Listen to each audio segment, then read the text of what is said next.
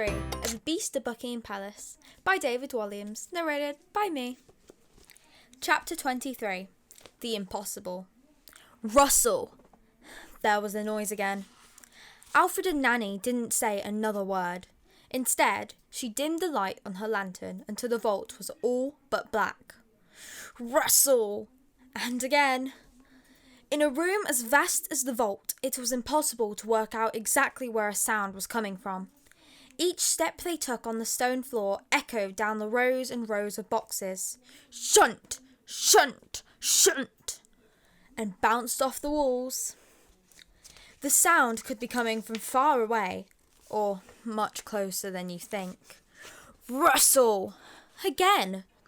Nanny indicated with her eyes where she thought the noise might be coming from, and they tiptoed through the dark towards it.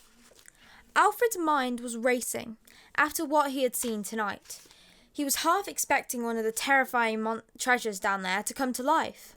A golem, an Egyptian mummy, a Native American thunderbird, an ancient Greek hydra, a 9-headed snake, Vlad the Impaler, so called because he executed thousands of people by stake, Emperor Caligula of ancient Rome, a minotaur, a cyclops, a Chinese dragon, or worst of all, the Hound of Hell, a 3-headed dog. Anything was possible. The impossible was possible. Alfred was shaking with fear. Rustle! There it was again. Perhaps it was just a rat, he kept telling himself, but it sounded too noisy to be a rat. A giant rat? He thought. Rustle! When he and Nanny thought they were near the source of the sound, they stopped dead still.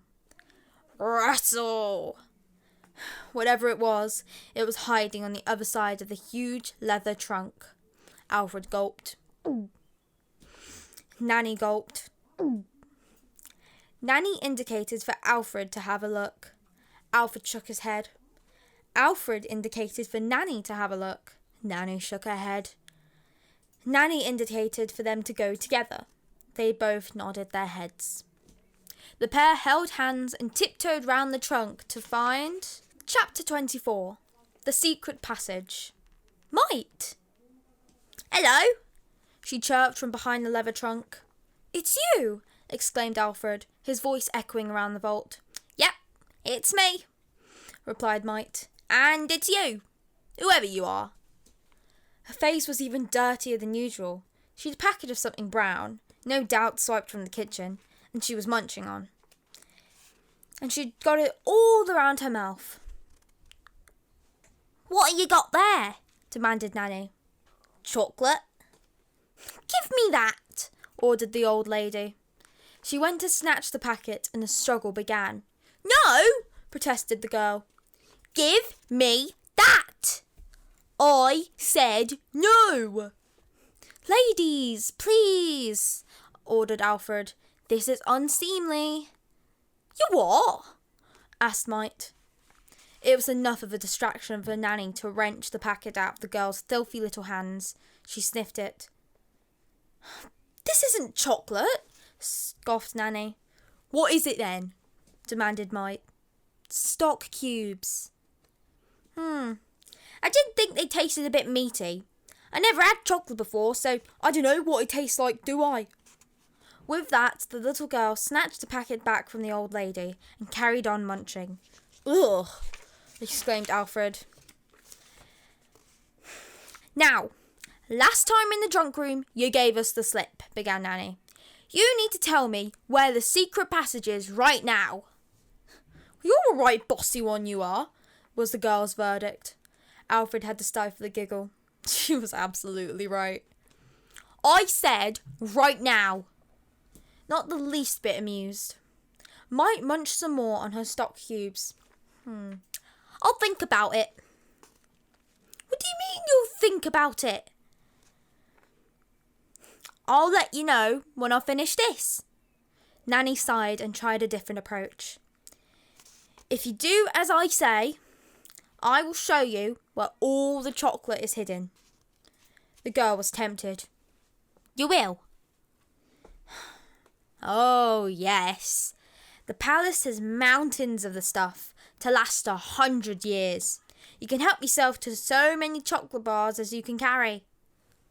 I can carry a lot. Milk chocolate, dark chocolate, white chocolate, mint chocolate, orange chocolate, ruby chocolate, caramel chocolate, fudge chocolate, nutty chocolate. Now I want some too, said Alfred. All right, I'll show you, said Mite. Clever girl, replied Nanny. Chocolate first. Nanny sighed. The kitchen is all the way up those stairs, and I bet that underground passage is somewhere down here. You're right, said Mite. Follow me. She galloped along the vault as the other two trailed behind. I nearly got caught earlier. There were all these guards down here, remarked the girl, moving something around in the dark. You just missed them. Alfred shot Nanny a look. I told you it was true, he said. What's true? Asked Mite. It's a long story, replied Nanny, shutting down the conversation. Not for your ears. Now, where is this secret passage? This way, chirped the girl. Right in the furthest corner of the vault was a loose stone in the floor. It's under here, said Mite, stamping the stone with her bare foot. Show me, demanded Nanny. The little girl huffed and slid the stone away. Chunk! Peering down into the gloom, all three could see a series of stone steps leading to what sounded like a river. Rush! Down there used to be a part of the London Underground? Asked Alfred. Yeah, you can still make out some of the station names at low tide. Piccadilly Circus, Green Park, Knightsbridge. The Piccadilly Line! Exclaimed the Prince. Well, I never, said Nanny. It must be another secret escape route built during World War II. So secret that nobody knew about it. Good girl. Now, I want my chocolate, Mite demanded. Of course. You'll have so much chocolate you'll be as sick as a dog. Yes! Here, let me take you, said the old lady, putting the girl's hand in hers. My little prince. Yes, sighed the boy. Funny name, giggled Mite. I know, he agreed. My little prince, began Nanny again. You need to go straight back to your room. But, no buts, you need to go now. But I want some chocolate too. He's not having the fudge ones, argued Mite. I will bring you up a bar, just as soon as I've taken care of this little one, replied Nanny. Together, they made their way out of the vault. Chapter 25. The Shadows. Keeping in the shadows, Alfred went on ahead, tiptoeing his way from the very bottom of Buckingham Palace to the very top. When he returned to his bedroom, he locked the door behind him and hid the key under his pillow. Then he paced across the room to the window. Slowly, so as not to arouse any suspicion from the guards outside, he pulled back his curtains to peek out. At first his eyes were drawn to the fires that blazed every night all over London. There were always unrest. It was the worst at night. Not far from the palace, a Union Jack was raised on a lamppost to cheers. Hooray! It must have been the revolutionaries. Maybe Mite? Maybe his mother? Maybe they were all part of the same movement. Within moments, the Lord Protector's airship descended from the clouds, the golden griffin gleaming on its side. At the base of the cabin, a gun revolved and fired at the flag. Zap! Zap! Zap! Boom! The Union Jack exploded into flames. Enjoying the view, Your Royal Highness? Came a voice from the shadows behind him. The prince froze in fear. He turned around slowly to see the Lord Protector sitting in an armchair in a dark corner of the room. The man had been there all along. Alfred was trembling with fear. Well, just Just what, sir? Purred the Lord Protector. I haven't been out of my bedroom, I promise. Is that so? Well, just the once. I had to pop out to use the bathroom. But you have a bathroom right here, said the Lord Protector. Only his piercing eyes were clearly visible in the gloom. They indicated the half-open door leading to the boys' private bathroom. I went to get a glass of water? The Lord Protector chuckled to himself. Then, where is the glass of water? I drank it. The man shook his head. You forget that the all-seeing eye sees everything. Alfred gulped. Gulp. He had been busted. The question is, Prince Alfred, what did you see? Nothing, lied the boy. He knew he'd said it too quickly to be believed. Now come, child. We're all friends here. I am not your friend, retorted Alfred. The Lord Protector raised an eyebrow. There was more spirit in the sickly child than he had thought. Tell me exactly what you saw, he pressed. Nothing, protested the prince. The Lord Protector rose to his feet and stepped out of the shadows. With a smirk, he took the key from under the boy's pillow and unlocked the door. On opening it, Alfred saw that the all-seeing eye was hovering just outside.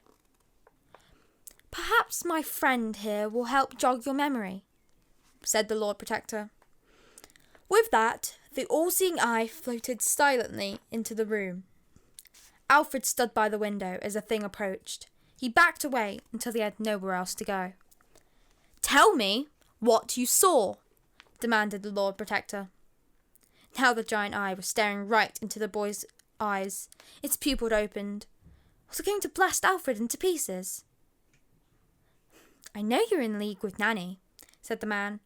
No, lied Alfred. Nanny has nothing to do with this. I swear. She's innocent.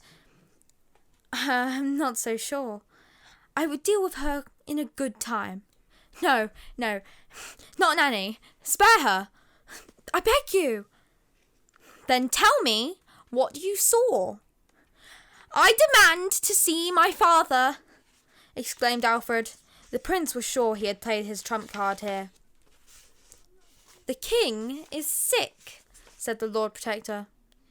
You have made him sick. The Lord Protector kept his cool, but said, That is a vicious lie. I am the king's most loyal servant. You are anything but. The man shook his head. This can all be over right now if you tell me what you saw. I demand to see my father, Alfred repeated. He had the Lord Protector now. It is late. The king needs to sleep. Now! There was a pause before. To Alfred's surprise, the Lord Protector bowed his head and said, As you wish, your Royal Highness. With that, the Lord Protector made his way all over to the huge gold-edged mirror on the ballroom wall. He pressed an unseen button to the side, and the image dulled to reveal the king standing on the other side of the glass, looking in from his bedroom. It was a two-way mirror. Father! Cried Alfred. The all-seeing eye hovered to one side as the boy rushed to the mirror. He threw himself at the glass, embracing it. However, the king just stared forward, not betraying a hint of emotion. Your son wanted to see you, sir, purred the Lord Protector. Still, the king said nothing. I regret to inform you that your son has been out of his bedroom tonight. We have reason to believe that, like his mother, the boy is in league with the revolutionaries. That's not true, protested Alfred. Father, please, you must believe me. What would you like me to do to him, sir? Alfred beat his fists on the glass. Bash, bash, bash! Father, please, listen to me! I beg you! The king looked to the son. Alfred met his stare. He was desperate to see something in his eyes. Love, kindness, pity, anything. But there was nothing. Nothing at all. Just a cold, deadly stare. Take the boy, began the king. Yes, encouraged the Lord Protector. Take the boy to the tower. The Lord Protector smiled and flicked the switch in an instant. The king was gone. No! Screamed Alfred. Part 3. A Tower of Traitors.